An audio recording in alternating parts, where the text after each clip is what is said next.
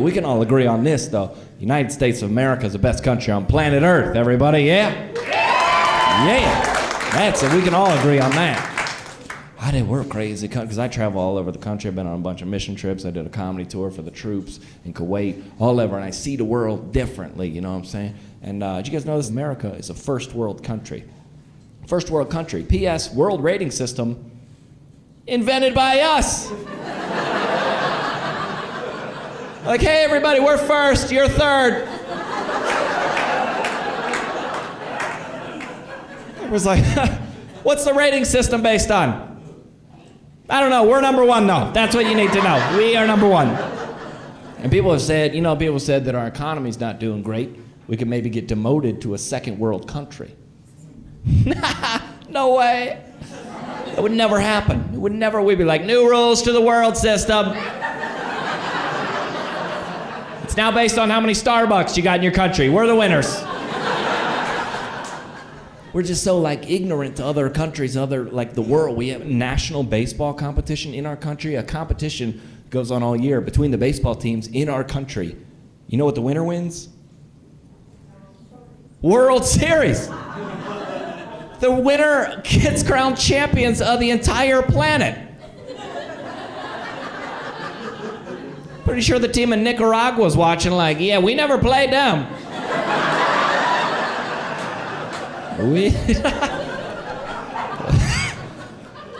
I was watching TV the other night, I saw the world's wildest police chases. World's wildest police chases. You know where they were? Wyoming. Impossible. That's how we just think. We're just different as Americans. It's crazy. What are you drinking there, sir? Diet Coke. Diet Coke, straight up. Okay, well done. Okay. I forgot. Mormons. Okay, I get it. I forgot. Yeah, you don't say... We don't say it publicly. Well done, sir. Well done. I was at a show the other day, and a guy was drinking a mudslide. You guys ever know what that is? Okay, one alcoholic in the back. Yeah! Bring me one now. Hold on. Guy was drinking a mudslide, and I was just thinking to myself, like I said, my mind just works differently. I was like, we're so ignorant and arrogant as Americans. We have drinks, alcoholic drinks, based on the natural disasters of other countries. Like, go to India and order a mudslide, okay? Very offensive. Wiped out a whole village 2 weeks ago. You gonna drink a mudslide? I'm just saying, it's like going to Ireland and ordering a car bomb. The bartender just starts crying. He's like, my grandpa died in one. I'm like, sorry, I didn't know. I'm just saying, you don't see people in foreign countries ordering drinks of American disasters. Don't tighten up on me now, you guys. I'm agreeing with you. Things are offensive. Certain things will be crossed the line. How upset would you be? You're sitting at a bar, some European dude came in and ordered a Hurricane Katrina.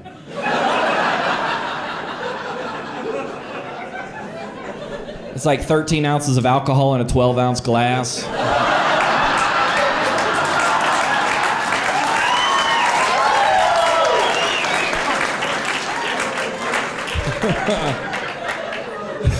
It comes with an umbrella, but it's flipped over at the bottom.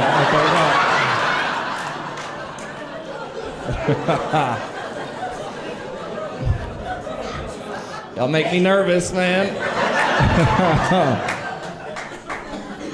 Pretty soon, you might be sitting at the bar and somebody might pull up and order a Barack Obama. The bartender will be like, what's that? We're like, well, that's where you buy a drink you can't afford and the guy next to you pays for it. Yeah! We're back! We're back!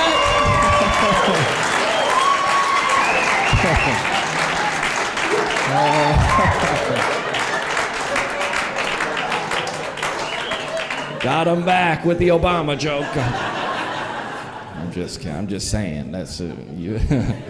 Some of you guys are gonna try to tell that joke at the office tomorrow. You're gonna mess it up and you're gonna go straight to HR, okay? I don't know what the fuck aioli is, but you can keep it off my goddamn burger. Every restaurant in LA, they're like, oh, we have a garlic aioli. I'm like, no, you have a gross mayo, is what you have.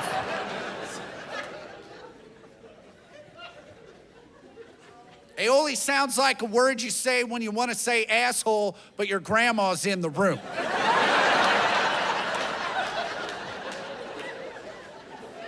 Is Uncle Steve coming? God damn it, Uncle Steve's... Hey, Grandma, Uncle Steve's a real aioli, that guy.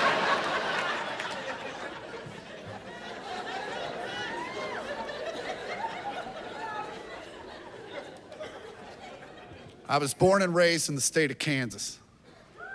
Yeah. I'm a simple man with simple tastes. I just want a burger. I want a burger made from a cow that was born and raised to be a burger. That is why that cow existed, was because some rancher went, fuck, I'm low on burger. I don't want a cow with hopes and dreams. I want a cow that knew the fucking deal. I want a cow that walked by the slaughterhouse every day like, it's today my day? Can I go early? I'm bored as fuck out here. And I want cheese that is 40% plastic. I want a cheese that when I shit it out, I shit out a red Solo cup.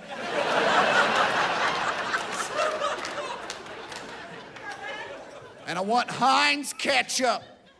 I want ketchup made by a giant corporation that was built on making fucking ketchup. Have you ever gone to someone's house and they don't have Heinz?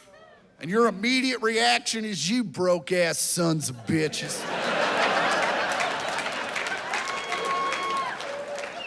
You could have called. You have my number. I have $4. I brag about it all the time. I'm like, look at me over here breaking a 5. I could have stopped and gotten us all real ketchup. But no, you had to let all your friends know that you've hit hard times with your fucking Hunt's ketchup.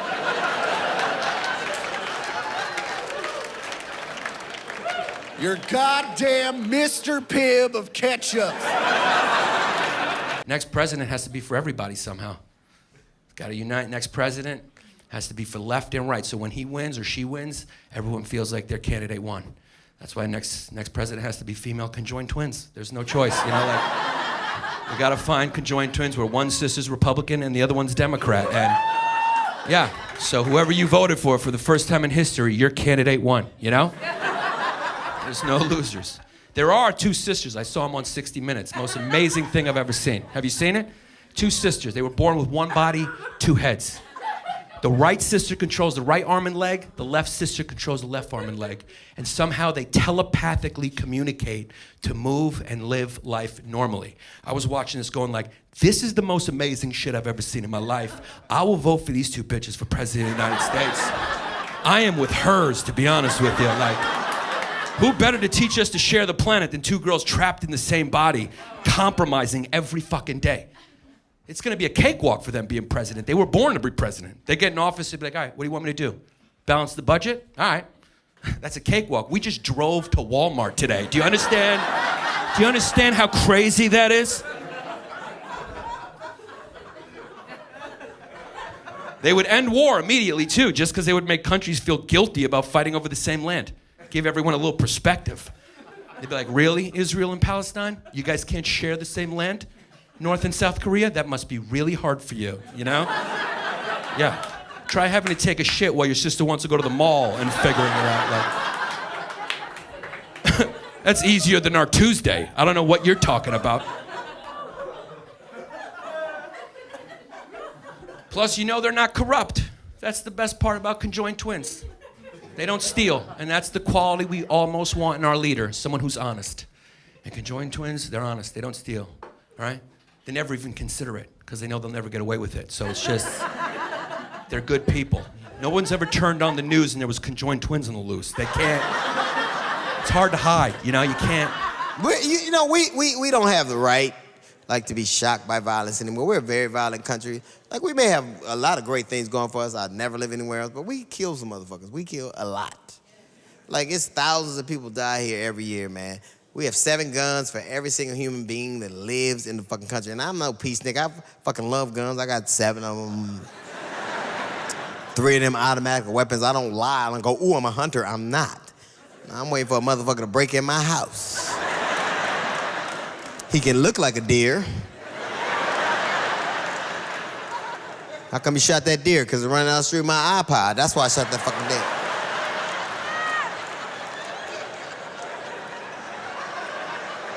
We have a warped perception of reality. Like, you realize you can't buy a rap album at Walmart that mentions guns in the lyrics, but you can actually buy a fucking gun? You have the new Jay-Z, we would never carry that. We're a family store. What about a Uzi? Aisle 3. Take one, get one free. Just tonight. We do things like Alabama passed a law that was so strict toward illegal immigrants that 189,000 illegal immigrants left Alabama 10 days later, which Alabama rejoiced in until they realized they had no one to pick their crops. And their crops is actually cotton, true story. They tried to reach out to black people, we was like, no.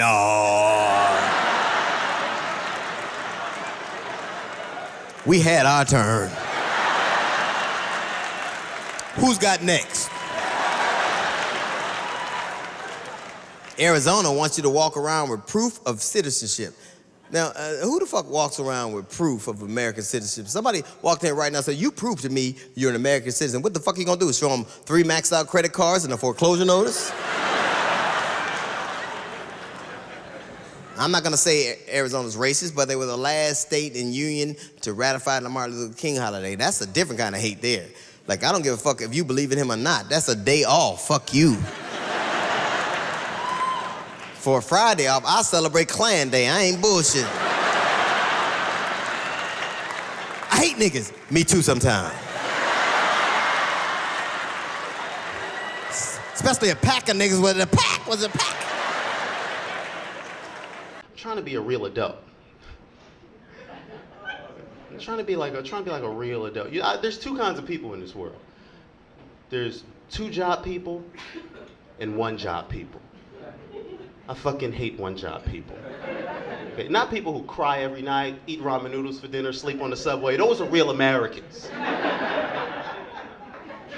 But I don't like people who have 1 job and like their 1 job.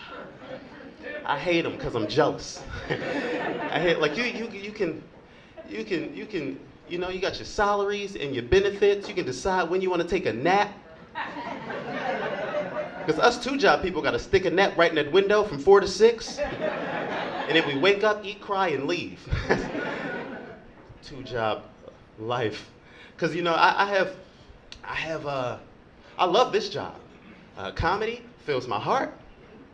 I have another job that fills my stomach.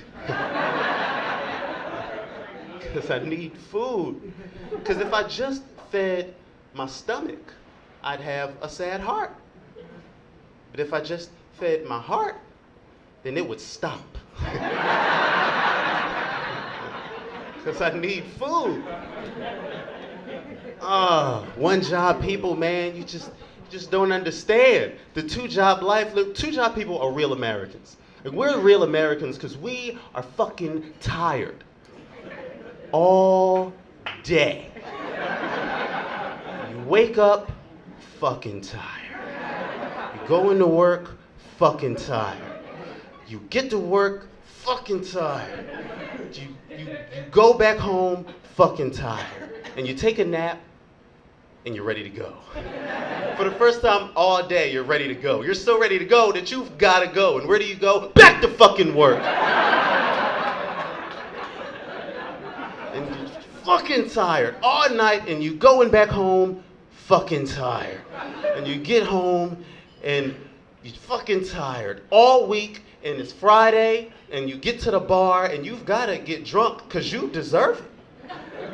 And you know what happens?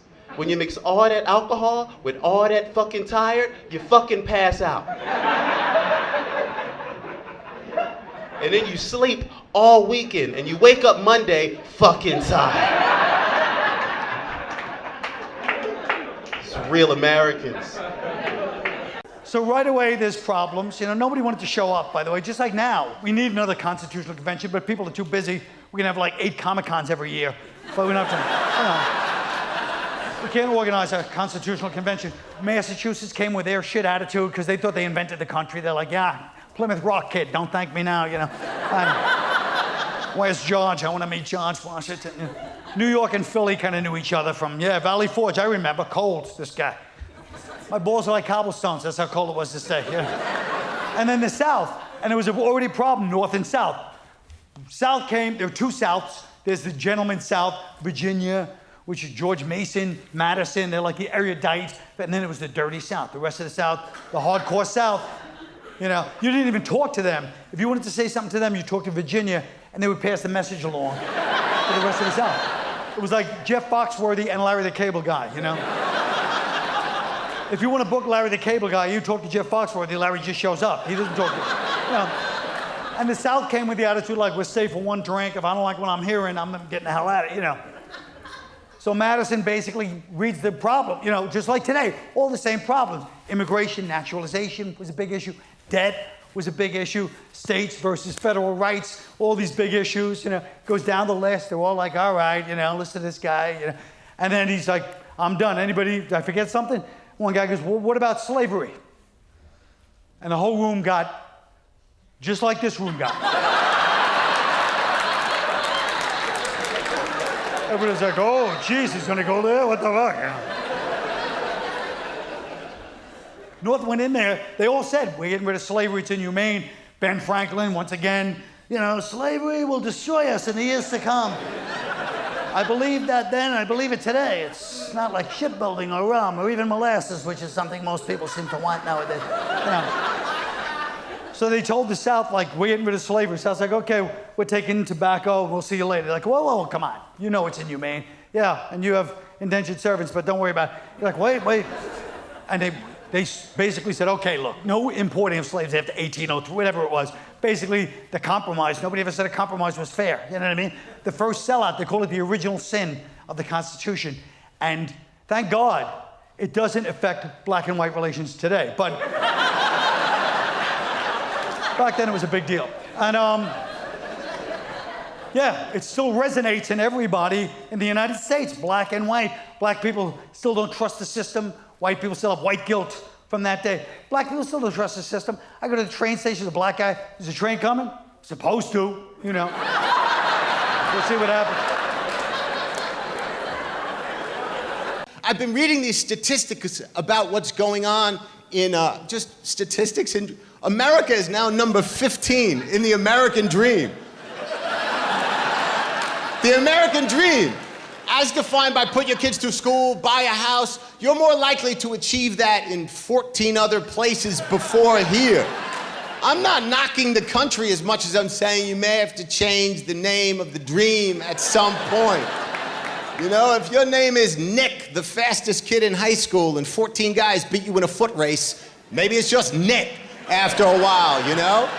America's starting to feel like that friend from high school 15 years later. You're at a bar and he can't let go of his athletic achievements. He's like, you remember when I threw that pass? It's like, you remember when you fit the goddamn uniform? Can we move on with our lives already? I had the pleasure of growing up in America before the lawyers took it over and ruined it on us. And yeah. In my day, if a kid fell off the monkey bars and chipped a bone in his arm, that was tragic, but it was funny to the rest of us, you know? Certainly wasn't reasons to take the monkey bars off the playgrounds. We all did dumb things. That's how you learn not to do dumb things. C.S. Lewis said suffering was God's megaphone. That's right. You do dumb things, it hurts, and then you learn not to do it. But we're the most painted versus... I'll give you an example. When I was 12, someone told me to get a ball jar, canning jar. Find some dry ice, put it in the jar, put the lid on it. So I said, what's going to happen? They said, it's going to blow up. And I said, cool. Where do I get dry ice at? And they said, the ice cream man. So one day I heard the ice cream man coming down my street. I run out with one of my mother's canning jars, and I asked, you got any dry ice? He said, what you going to do with it? I said, I'm going to put it in this jar, I'm going to put the lid on it, and it's going to explode. Ice cream man says, oh, here's your dry ice. the America I grew up in.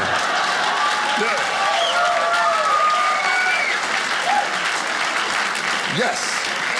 And of course, that night, my mother was at our kitchen table picking shards of glass out of my forehead. And my father came walking in. How'd that happen? Someone told me you put dry ice in a ball jar, it'll blow up. So knowing that, you were just staring at that jar, waiting for it to blow right up in your face. Yep. What am I raising, a moron? Could see why you'd think that. I never did it again, because that'd have been really dumb. That's how you learn.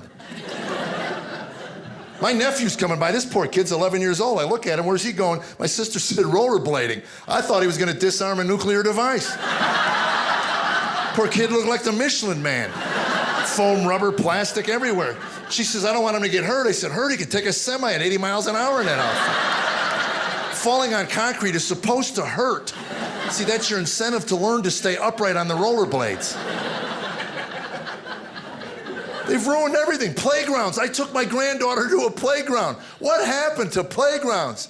The slide is 5 feet high, made out of plastic. She would go 4 inches and stop, 4 inches and stop, 4 inches and stop. That's not a slide, it's a scoot. Wee papa, wee papa, wee papa, wee papa. What did we have? We had a 6-story high solid steel structure. About mid-July, yeah.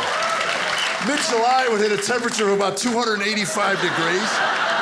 You lose 2 layers of skin on the way down. Another layer when you hit the ground like a flat rock on a pond. Come back picking gravel out of your thighs, yeah! Now it's wee papa, wee papa, wee papa. I wanted to shove her down the slide. I did. I wanted to shove her so she'd know what an exhilarating feeling of sliding. And I felt 6 iPhones on my back. Go ahead, old man. We dare you. I just killed 2 birds with 1 stone because that's how I roll. I'm Robert Mack and I kill birds. And I've been traveling the country sharing my plans, and I've realized we have a lot of red people in our country and a lot of blue people, and I think we need more purple people like Prince. In honor of Prince's memory, I think America's forecast is for some purple rain, because right now our country is bipolarized. It's black and white and gay and straight and young and old and male and female, and we need something more like Prince. Whatever that was. More of that. Because the 2-party system doesn't work. Or maybe it's me. Maybe I'm just like my mom, Pat. She's never satisfied with anything that I do. Why do we scream at each other? Do you even know what it sounds like when doves cry? I do, because I kill birds.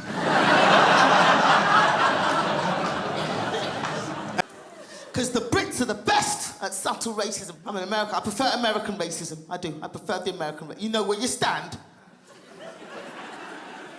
with American racism. It's in your face. It's there. I kind of like it. I know where I stand. This is the only country in the world where some reality TV wig-wearing twat is able to force the president to produce his birth certificate. The Apprentice guy really trumps the chump, really? The president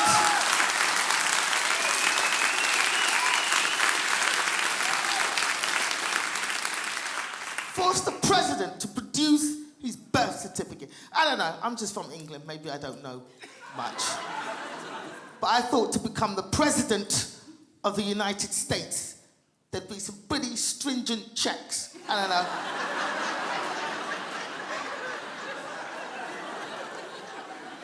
Because I know I had to fill out a fuck of a form to work at Red Lobster.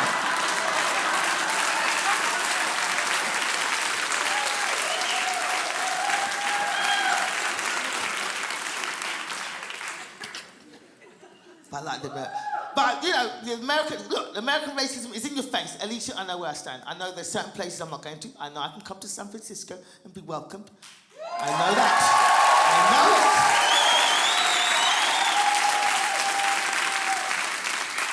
So, certain places I won't be going to. I will not be going to Alabama or Mississippi, because I've seen the movies. Not going there.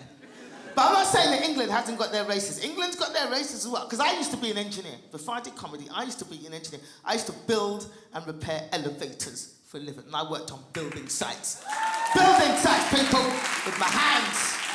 Hammers and wrenches. I think the weirdest state on this side of the country is Florida. Florida is absolutely the weirdest. Everybody thinks Florida is so glamorous because that's all you see on TV. It's always like CSI Miami and Dexter and Miami Vice. There's only one TV show about the rest of Florida. It's called Cops.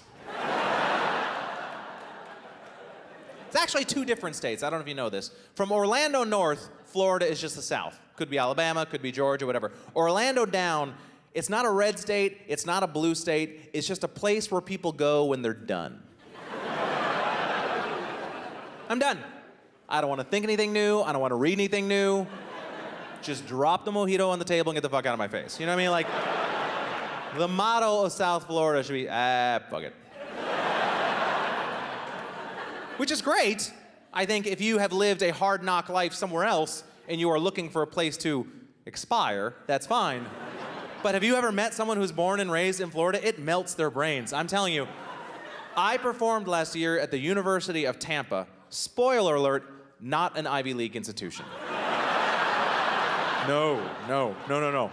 That school should have a bumper sticker that says, University of Tampa. No, seriously. Like what? What are you gonna... What is your course load at the University of Tampa? Oh, Ed Hardy t-shirt design.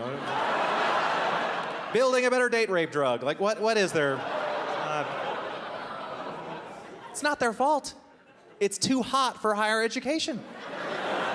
You can't study when your balls are stuck to your leg. It's impossible. Science has shown this to be true. Like, oh, I think that Einstein, you can't, the synapses don't fire. You will never get an Ivy League school any place where people need to wear bathing suits 12 months a year. Because your priorities change. Do you really think Einstein would have come up with the theory of relativity if he lived in Key Biscayne? No, he'd be doing crunches all day and like worrying about his man boobs and stuff. Like, he'd still be a genius, but he'd be one of those like douchebag gym geniuses. Like, have you ever met one of those personal trainer guys who knows the name of every single muscle group? So he's smarter than you are, but in a stupid way. Aren't those people the worst? Like, fuck you for knowing shit I don't know, because you're an idiot. I know you're an idiot, and I hate that you know stuff. I like idiots that sound like idiots. If Einstein was from Florida, he'd be one of those like P90X assholes. You know what I mean? Like when you're flipping channels, like Insanity, like all those things, like, hey guys, check it out. I'm Al Einstein. This is my nutritional supplement, E equals MC squared. Because remember, energy equals muscle conditioning. The box is square.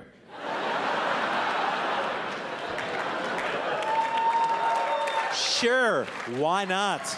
Why not applaud for that? Some people ask why, I ask why not. America, when you come here as an immigrant, sometimes it seems divisive, unnecessarily so. Like sometimes you guys just split things that don't need to be split. Example, day drinking, night drinking. That's just drinking. No wonder you're no good at it.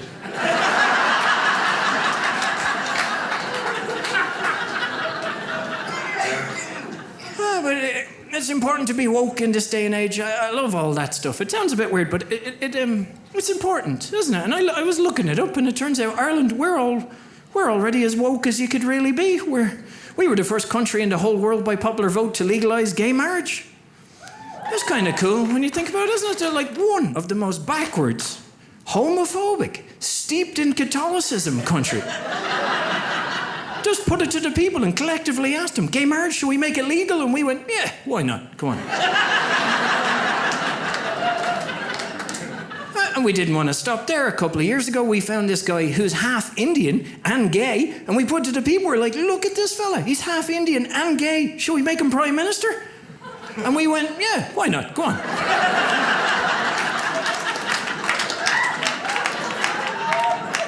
he's in charge of Ireland. That's woke as feck, isn't it?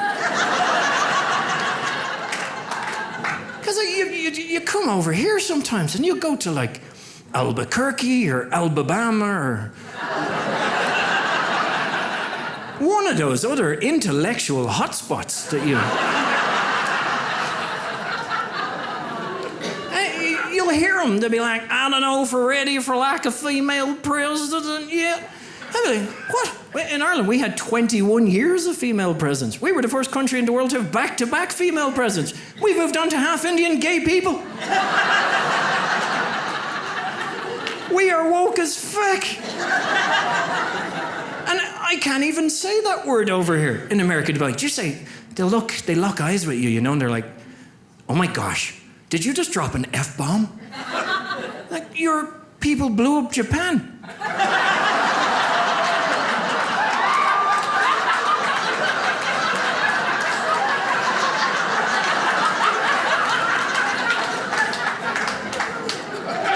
Twice. New York was perfect for me because it's so international. I mean, Chicago's international, but you know New York is really fucking international. You know what I'm saying? It's everybody speaks some shit. You know what I mean? You know, here you can be like, hey, I'm from Chicago. Yeah, I'm in the car. I'm in the car. Go far. See the Bears and the Cubs. Hey, Tom, how you doing, Bob? I'm all right. I think. Get a hot dog from somewhere. Yeah, let's get a deep dish pizza. All right, it's fine. That's fine.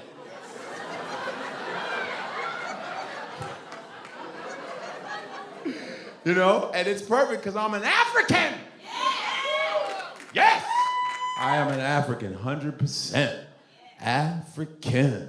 I know you don't believe me because I have clothes on and shit. You know, when you say you African, they want that Discovery Channel African.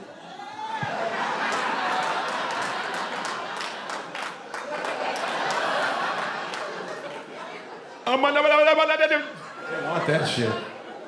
They can't imagine Africans being cool and chilling. They want. And you know, Africans in here know what I'm talking about. Uh-oh, everyone's like, oh God, oh no. Tribal call. And Nigerians be like, yes, that's right, we are here, we are here. Don't forget us, we are here. Nigerians will fuck up a show. Hey, say our name now, we are here. You just were walking past us, we are here for you. Say something.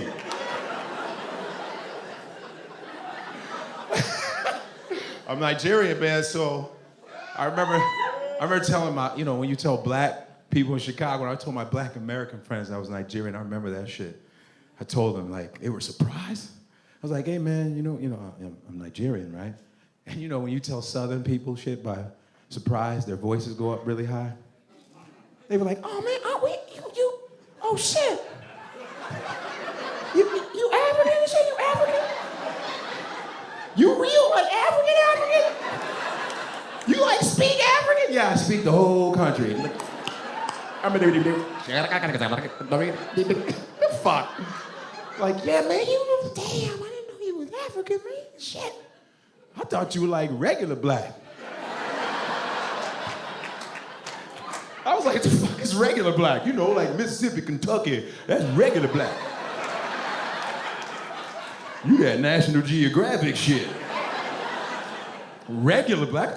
Regular black? That sounds like a Crayola color.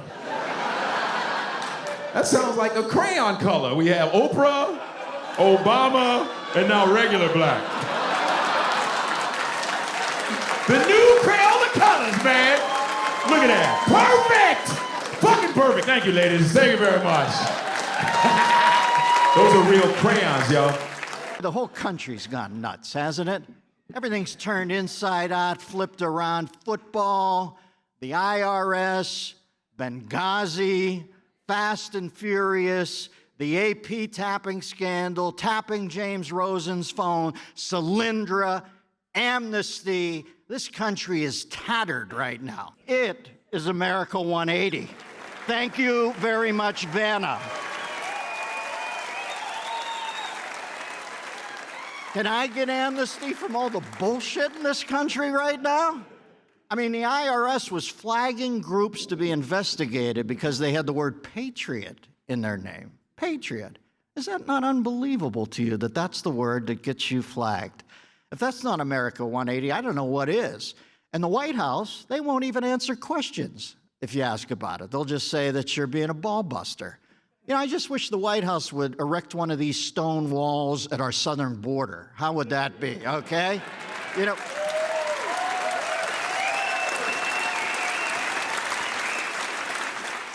By the way, I read this. Mexico has now replaced America as the country with the highest obesity rate in the world. You know what that means, folks? We are now officially too lazy to be the fattest country in the world.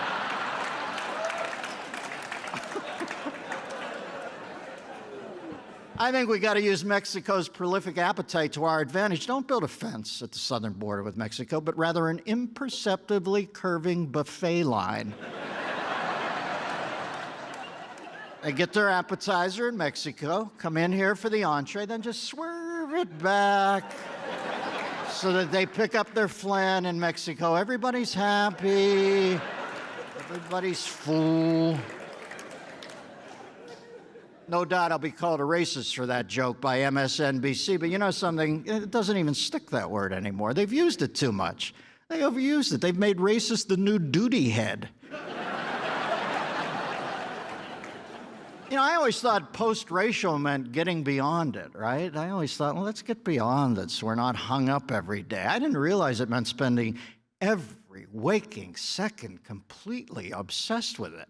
Al Sharpton sees more code words than Dan Brown working on the Enigma project.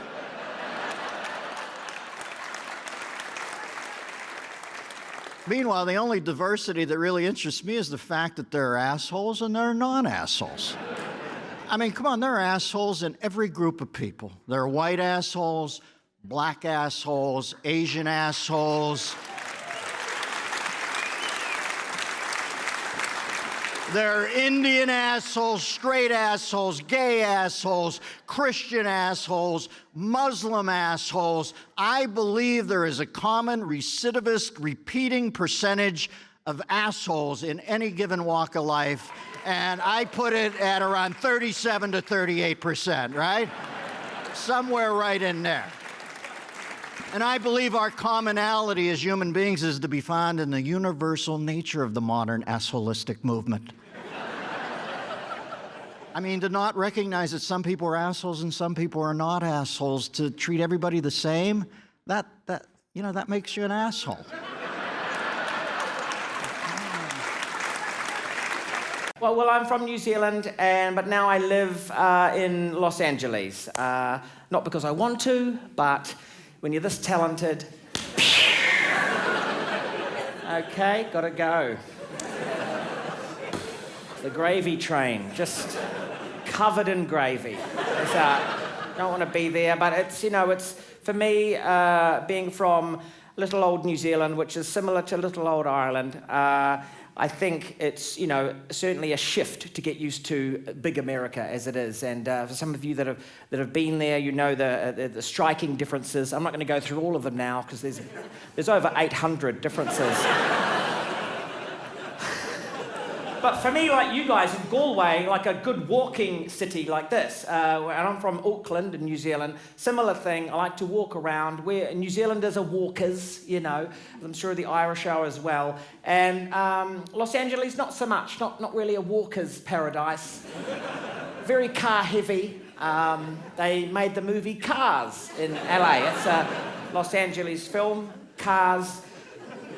Cars who acted in the Cars movie. They're all cars. It's all about cars, talking cars, and Cars made it. So, I don't know how they did it, but that's LA. And in New Zealand, we like to walk for a few reasons, mainly because we can't afford petrol these days, but also because you can walk it. On a long weekend, you could walk New Zealand. And so we do that, and we also I have found walk fast. We're a fast-paced walker. The Kiwi, he walks with purpose. Because we're going somewhere, we're not walking for the hell of it. So when I'm in LA, I'm looking, it took me a few years to find a place that had footpaths for a start. Or sidewalks, as they fucking call them in America. Sidewalk! It's a sidewalk! It's not a sidewalk, it's a footpath. You put your feet on it, and it's a path. It's a sidewalk, motherfucker! I live in Houston now. I moved to Houston, man. Yeah, I know a little bit about it down here. I know one thing, got U-turns and some bullshit. I tell you, I swear to God, I ain't never. GPS can't even work down here. We got GPS like, hold on. Go back around, dog. I think we missed it. Let me pull over. I ain't never heard a GPS say pull over. What kind of bullshit? And if you miss your turn, you gotta go all the way to Abilene, make a left at El Paso and come back around. And nobody know how to get nowhere around this son of a bitch. I get down the street, this street, down what street? I'm like, oh shit, you don't know your way around? Well, just go around the U-turn and come back around. See, I like this part of Texas because in Houston, they don't have the quick trip. Yeah, that quick trip off the chain. Y'all know about that quick trip? Some of y'all don't know nothing about it. It's a gas station, but it got a hot dog bar. Yeah. You can put everything in there on that hot dog bar. It's like they have peppers, onions, and you look at that hot dog, you know how long before they're ready. And it's always a hot dog chef. 6 more turns. All right, I'm counting to 1, 2.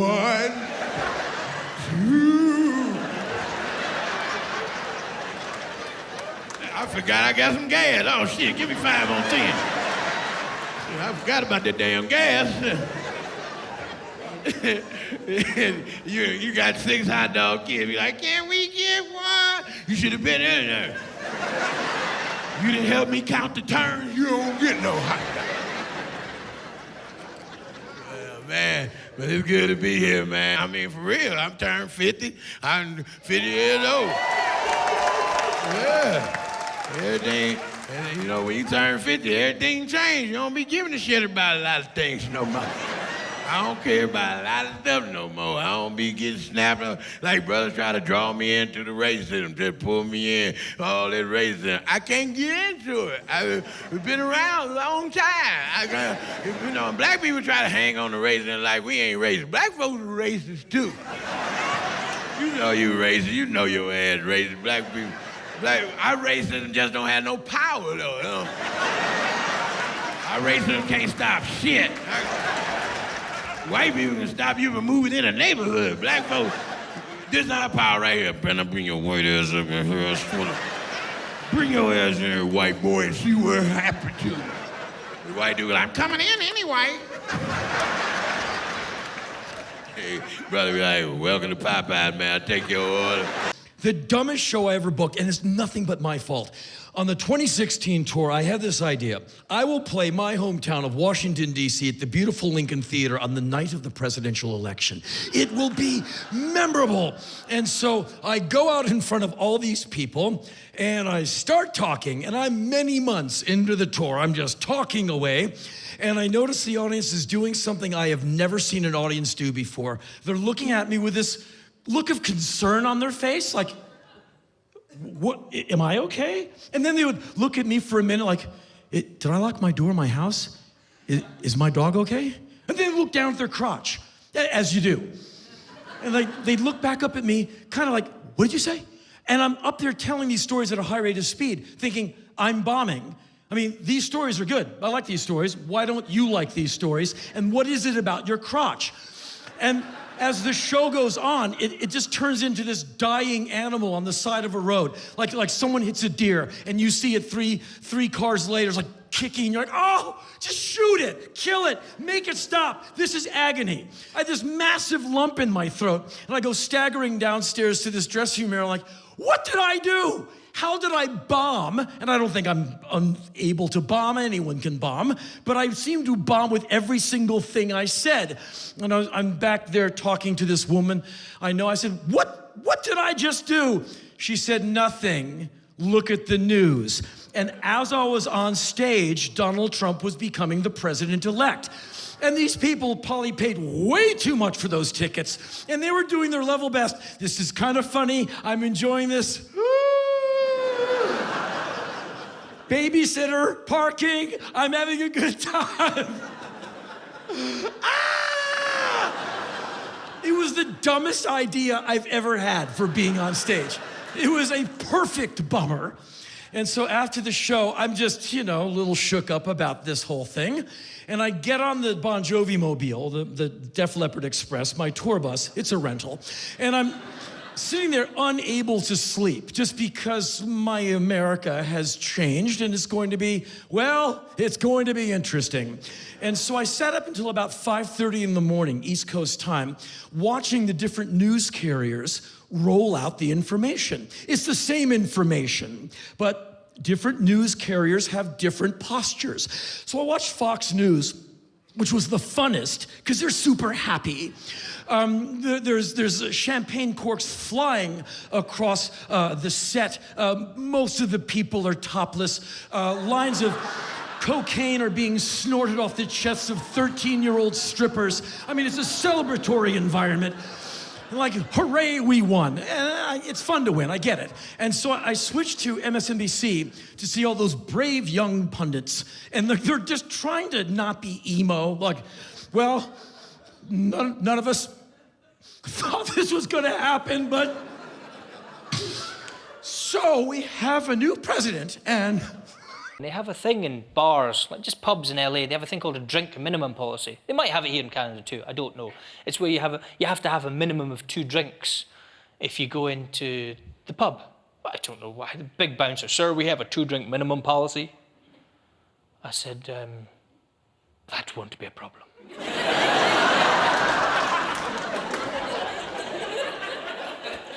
I'm from Scotland.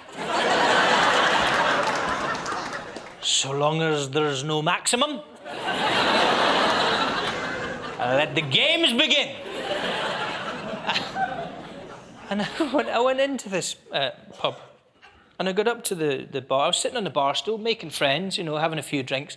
But here's the thing, they don't have, in bars in America, they don't have that nice little safety bit at the back of the stool.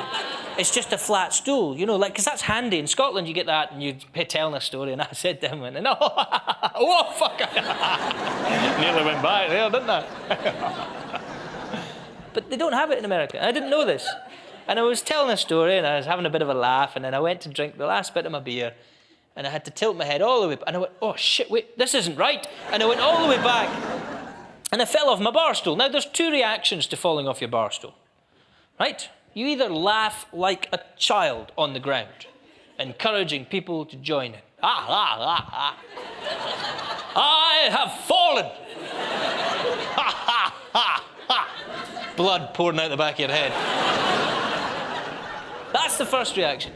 Well, the other reaction is you get straight back up. You've got to get straight back up now and take a long, hard look at the stool.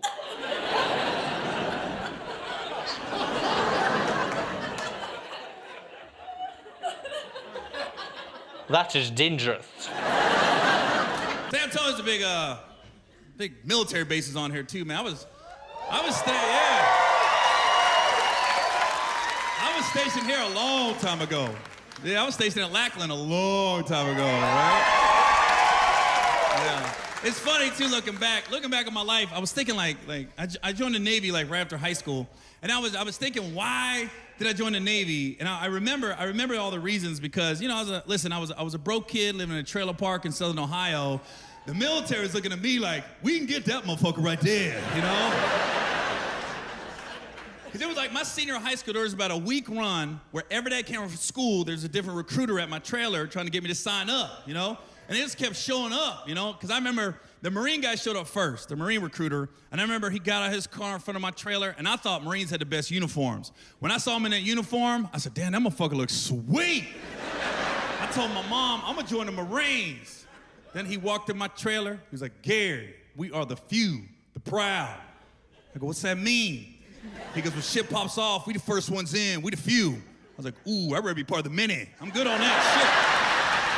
The hell you trying to be first for? Shit, pace yourself, slow down. Somebody trying to be first in the fight, you don't know what's popping off. You the first one to fight, shit. Who's second or third? I'll join the third. I ain't trying to join the first, who's third? I'll join third. I ain't trying to join first, I'll join third. Because I will, listen, I'll give it to Marines. They are better Americans than me. Because you're hearing stories about the Marines. You know, they be in Iraq, be in the desert. You know, you be in a story like you'd be like 33 Marines will be in Iraq, be in the desert, standing around, and then a grenade will drop in the middle of them, and one Marine will jump on a grenade, take the blow to save the other 32 Marines' lives. I'm like, man, if we in the desert, and there's 33 of us, and a grenade drops in the middle, and I see it first, either 33 people die, or 32 people die. But if one's gonna make it, it's gonna be me, motherfuckers. Like, oh shit, grenade! God damn it!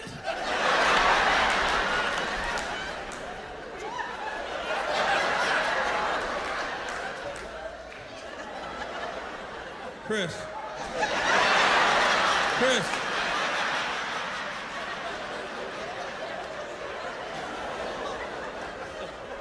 See, the Army guy came to my trailer. He was lying the whole time, lying his ass off.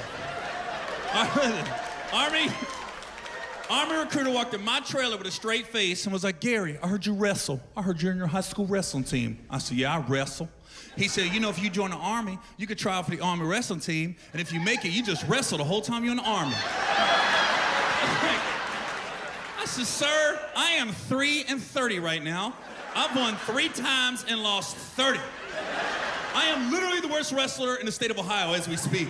I didn't wrestle to wrestle. Either come to the trailer park after school, or I get hang out with wrestlers and wrestle every now and then. I go, fuck it, I just wrestle. I ain't give a fuck if I won or lost. I used to pin myself half the time, you know? Because every time I get ready to wrestle somebody, I run on the mat, I look across, they be resetting the time clock. I go, you ain't gonna need that. This ain't gonna take that long. You ain't gonna need that clock. I've been looking at that guy, I'm about to wrestle him over here, sweating, warming up, smacking his leg, got his headphones on. I go, you doing too much, man. This ain't that kind of match. This dude listening to NWA, getting all fired up. This is more of a Kenny G type wrestling match. This is smooth jazz. We're gonna do this shit together. And when I tell you my senior year of high school, I won 3 times and lost 30, I didn't beat 3 different people. I beat the same motherfucker 3 times, one dude. He was trying to lose too. Because the first time I saw him wrestle, I go, oh, this motherfucker trying to lose. My coach was like, how can you tell? Because I try to lose, coach. I can tell when the motherfucker trying to lose. I remember the first time I had to wrestle, we was both trying to lose. At one point, we land on the mat, right next to each other, both trying to pin ourselves. Oh shit, you trying to lose too. I quit a long time ago. I quit drinking, and it was a mistake, you know? I had, my friends all said to me, Greg, you know, you got a problem. And so I stopped, and now I look back and I realize I didn't have a problem. They had a problem. They couldn't handle my drinking because they're weak. I stopped for them. And that's what you start thinking about as you get older, is like, how many things did I do in my life because of them? Because of what they told me to do. You can't think about that. They will tell you all kinds of stuff. They're gonna tell you, you gotta cut down on your debt. You must cut down your debt. Why? This is America, we never pay that shit off. Why pay it down if you're not paying it off? That hurts. Debt is just a number that comes on a piece of paper once a month, and you go, look at that, honey, that number is different than it was last month.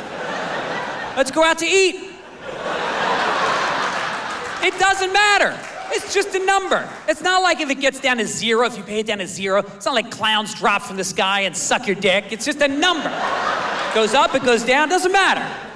Debt means that you had more fun than you were supposed to.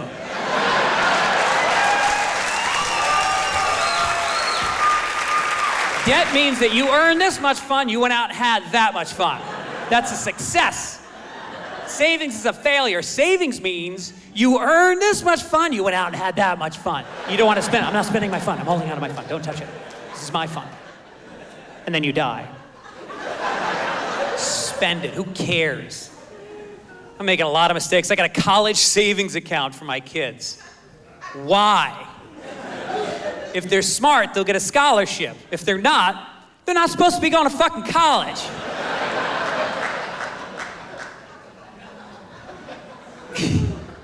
Made a lot of mistakes. They will tell you all this shit. They will say, you gotta lose 10 pounds. Why? That's all you hear. You gotta lose weight. You gotta lose 10 pounds. No, you don't. You just have to accept yourself. And you're fine. Right? Somebody's still gonna fuck you. I guarantee it. You gotta lose 10 pounds. Why? What if everybody in America really lost 10 pounds? The whole continent would just rise up and there'd be a tsunami and we'd be dead. Thanks, Oprah. I exercise, and I always have, and you know what? I hate it. It hurts. It scares me. I feel like I'm gonna die when I exercise. People see me jogging, they don't think I'm exercising, they think I'm running away from some scary shit. They start running with me, looking over their shoulders like, oh my God, this is gonna be horrible. It's a monster, some shit. Don't end up like me. Look at me, monogamous, in shape, sober, no debt. I'm dead inside. I did it all wrong. I blew it. I got to give a shout out to the military because I've done military shows. I mean, yeah, you can clap for them. Clap for them. That's right. But that's a tough ass job. Every branch of the military, and I respect them, and I'm fortunate enough I get to entertain them, and I like to joke with them. I like to fuck with all of them, except Marines. I don't mess with Marines, man, because Marines are badass, you know what I mean? Like, and you could tell by what, this is how you know what branch you're dealing with, the commercials. You ever watch the commercials that recruit, and they always tell you what you can do after you get out, right? Like you learn a skill you can use, you know? So if you're in the Army, they're like, we teach you leadership and shit like that, right? And then you come out, this guy's laughing because he was in the Army, leadership my ass. He's marching through Iraq like this shit was not on the commercial. But the Army, they tell you that, right? And then you're in the Navy and they show you learn high-tech stuff, right? The Air Force, and it's all high-tech and you can get a job when you get out. You ever notice the Marines never run those commercials? You know why? Because Marines learn to kill people. Like, that's what they do. Marines are badass. You can't get a job doing that after you get out. You imagine a Marine at a job interview, right? He just comes in, he's like, sorry, I killed your receptionist. But I know you didn't hear it, I'm a Marine. I think we're begrudgers, that's what it is. We don't like seeing some people do well. American people, very enthusiastic when people are doing well. Irish people, not so much. There could be an article on the newspaper, and an American person and an Irish person could read the exact same article and have two completely contrasting reactions to that same article. There could be an article on a newspaper or the internet that's like, there was a guy who had no arms and no legs, and now he's on the 2020 American powerlifting Olympic team. And an American person would read that article and be like, oh my God, that is so inspirational. Oh my God, I just want to get up an hour earlier every day just to try a little bit harder because that guy just fills me with so much inspiration. Oh my God, in Jesus' name, wow. Whereas an Irish person would read that same article and be like, what a show-off cunt. Look at him now, ruining disabled for everyone else. Get back in your chair! Miserable fuckers. Whenever someone gets a new car, well where? I hope you hit a pothole and fucking kill yourself. Like whenever Irish people see somebody driving a big car, if we see someone in a sports car or a Hummer, Jesus fucking Christ. If Irish people see somebody in a Hummer, we see a Hummer, we lose our fucking minds. Because we all go, Traveller Debs.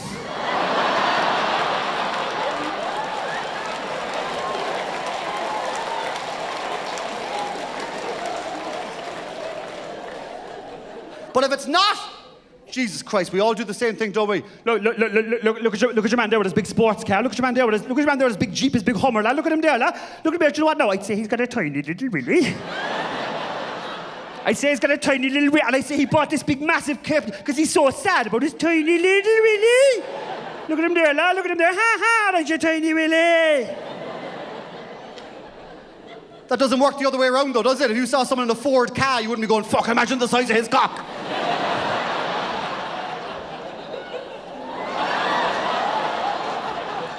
You wouldn't get that into a fucking Ford car. That's the problem. This is the only country in the world where you can take French toast, English muffin, Canadian bacon, and call it the all-American breakfast. Yes. It is. And Americans love to eat out. You don't want to cook at home. You want to eat out. You make up holidays so you can go out and eat. Valentine's Day is not about love. It's about going out and eating. Mother's Day, let's go out and eat. Father's Day, let's go out and eat. Easter, let's go eat. Guess what your family going to be doing 5 minutes after they put you under? Eat. In your memory, they're going to eat. It's all about food. Our foreign policy is based on food. We'll never have a war with Italy, China, or Mexico. Smart audience. They have good food. We're always worried about the Russians. You know why? We don't know what they eat.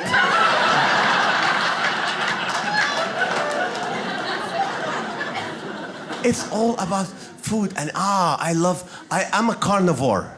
I know if you're vegetarian, God bless you. I'm a carnivore. When I was born, my pacifier was a drumstick. And I love American steak. The first time I came to this country, I went to the restaurant and said, I'd like some American steak. And the waiter goes, what kind? I go, the neck, the back, the leg, any part. He goes, you want sirloin, you want London broil, you want shanks, you want ground?